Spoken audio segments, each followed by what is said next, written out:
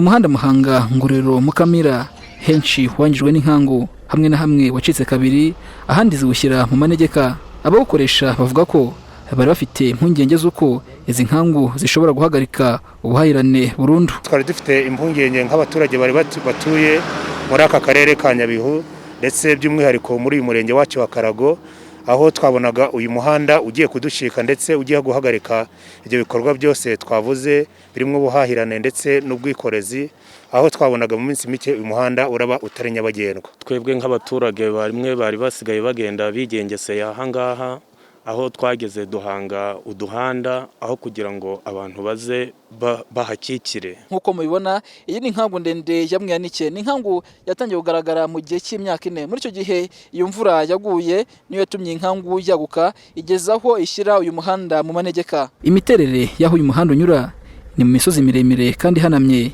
Inkangu zirakushumuka zikawirundamo, ahandi ugatenguka. Umugezi wa Satinski nawo watwaye metero zawo zikabakaba 200. Hahangwa agahanda gato kitaka ibinyabiziga binyuramo. Kuri ubu hari kubaka urukuta rwa sima ruzakumira amazi ntiyongereye kuwusenya. Uyu muhanda urabona waracitse, Satinski irawutwara, urabona ko mu migendere y'ibinyabiziga byabaye ibibazo. Ubwo twabyishimiye cyane kuko barimo rawusana. Ni ibintu twishimiye cyane. Turashimira cyane ubuyobozi uri kudufasha kuwusana, ni ibintu twishimiye cyane. Ibikorwa byo kubaka izi nkangu biri gushyirwamo imbaraga nyinshi. Abaturage barishimira isanwa ryawo. Kubera ibikorwa byo kusana byatangiye byadushimishije cyane nk'abaturage bo muri Nyabihu. Igikorwa cyiza cyane. Turacyishimiye. Twabyakiriye neza cyane rwose, ni igikorwa cyiza badukoreye. Umuhanda Muhanga Ngororero Mukamira ureshya n'ibirometero 102 uvuye Muhanga kugeza aho winjirira umuhanda Kigali Musanze Rubavu.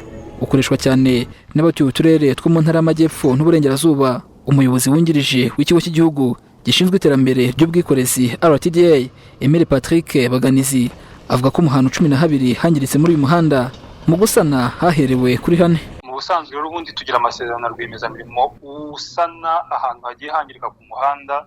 Amasezerano akaba mari imyaka 3, ariko amafaranga agenda aboneka mu bushobozi buke ntabwo abonekera rimwe.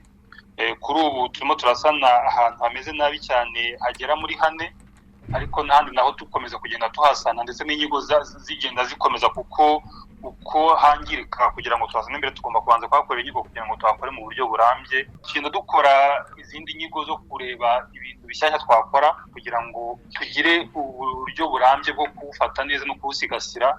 RTDA ivuga ko miliyari 10 z'amafaranga y'u Rwanda ari yakenewe mu bikorwa byo gusana umuhanda Muhanga Ngororero Mukamira. Mbarushimana Pio mu ntara y'Iburengerazuba.